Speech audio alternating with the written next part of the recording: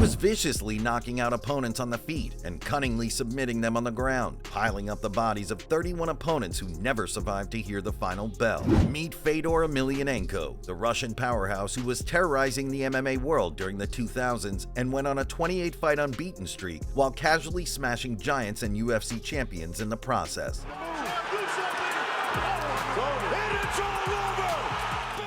Interesting how he's moving in this fight. Using Rampage about where he's going to attack.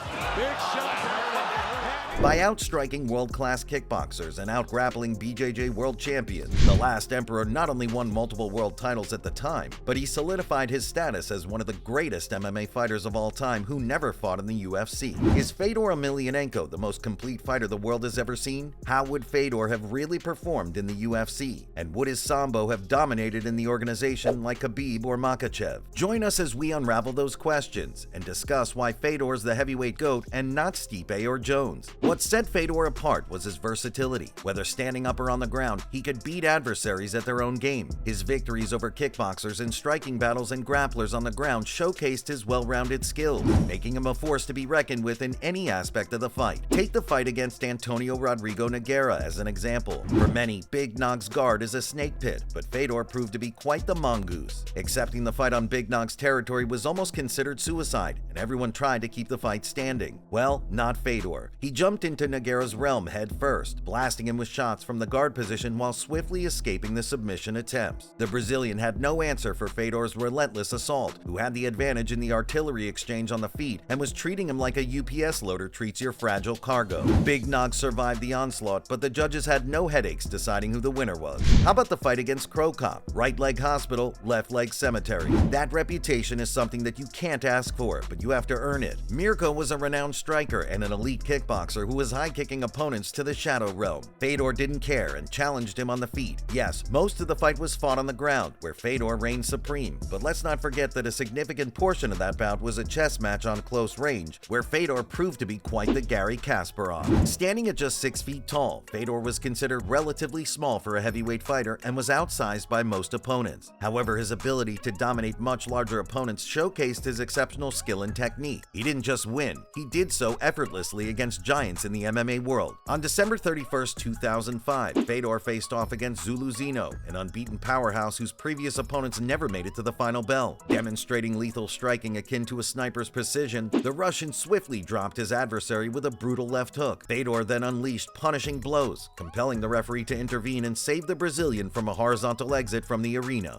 In the bout with Hongman Choi, Fedor replicated the devastating left hook from the Zulu Zino fight. This time, the towering Korean found himself in Fedor's guard. Despite the warning signs, Choi opted to engage, allowing Fedor to capitalize on the opportunity with a flawlessly executed armbar, prompting the tap. Then there was the clash against Tim Sylvia, the former UFC champion, and a giant with heavy hands. The last emperor required a mere 36 seconds to breach Sylvia's defenses, bombarding him with a relentless onslaught before robbing him of oxygen. Not to forget the encounter with the undefeated knockout artist Brett Rogers. The American had bulldozed through opposition like a tank through a car. However, when Fedor unleashed the mother of all bombs, he sent the aspiring prospect into oblivion. The last emperor dominated Minotauro Nogueira to unanimous decision victories twice, ragdolling him, taking him down on his own terms, and unleashing a brutal ground-and-pound reign for which the Brazilian had no answer. Fedor also taught Mark Coleman why wrestling doesn't always work, submitting the American wrestler twice. The wrestling powerhouse Kevin Randleman was no exception. He performed one of the scariest suplexes of all time on Fedor, only to be submitted via Kimura shortly after. How about convincingly defeating Mirko Crow Cop and giving Mark Hunt and Matt Lindland grappling seminars by snatching their arms? Facing UFC champions? Challenge accepted. The Russian destroyed Tim Sylvia in less than a minute and turned Arlovsky's lights off in an instant. Fedor never shied away from a challenge and convincingly beat the best fighters of his time. Fedor's 28-fight unbeaten streak, or even 31 if you discount the controversial loss to Tsuyoshi Kosaka, is a feat unmatched in the heavyweight division. It wasn't just about winning, it was about sustained excellence over a prolonged period. For 10 years, he navigated the dangerous waters of a weight class notorious for its knockout power and unpredictable outcomes. In a realm where a single decisive strike can swiftly alter the course of a fight, Fedor reigned supreme for almost a decade. Fedor was not content with merely winning on points. He always aimed for the finish, displaying a killer instinct that made him a fan favorite. His fights were thrilling because he sought to end them emphatically, creating jaw-dropping highlights of crafty submission and vicious knockout.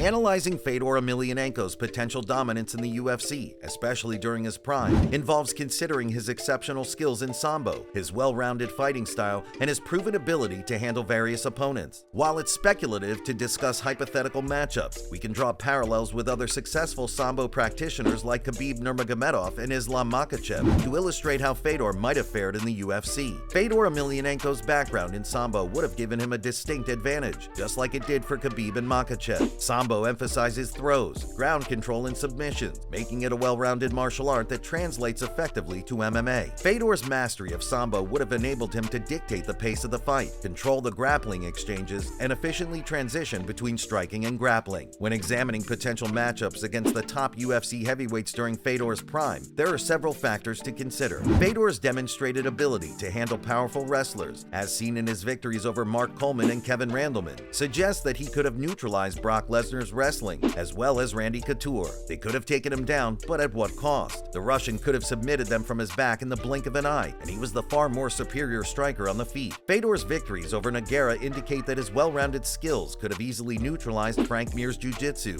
Mir was not known for having a strong chin, and one big overhand from Fedor would have meant a good night's sleep for Frank Mir. Fedor's conditioning and ability to capitalize on an opponent's weaknesses would likely have been advantageous against Shane Carwin, particularly in the later rounds where Carwin's cardio issues might have become more apparent. Fedor Emelianenko stands out as the greatest MMA fighter of all time, particularly in the heavyweight division. His unparalleled success, with a remarkable 31-0 record before his first loss, showcases not only his skill but also his longevity in the sport. Emelianenko's ability to defeat legends like Mirko Cro Cop, Antonio Rodrigo Nogueira, Mark Coleman, and Andrei Arlovski during a dominant decade highlights his exceptional talent. What sets him apart is not just his explosive hands and knockout power, but his unique ability to push the pace and break down opponents with relentless pressure. The fact that only 9 of his 40 wins went to the scorecard speaks to his effectiveness as a finisher. Moreover, the consensus among experts, including referee John McCarthy, is that Emelianenko's greatness extends beyond the octagon politics. Despite the UFC's persistent attempts to sign him, an agreement was never reached. McCarthy even suggests that Emelianenko could be considered the best fighter never to sign with the UFC. The fact that the promotion actively sought to match him against top fighters like Brock Lesnar underscores his status. While other fighters such as John Jones, Khabib Nurmagomedov, and George St. Pierre are often mentioned in the MMA GOAT conversation, Emelianenko's prime is regarded as comparable to the best in the sport's history. His ability to defeat high-level opponents consistently and maintain a winning streak that outshines other heavyweight greats solidifies his place as the ultimate MMA fighter, earning him the title of the greatest of all time in the eyes of many experts and fans alike. Thank you so much for tuning in to watch this video, fight fans, and we look forward to seeing you in the next one.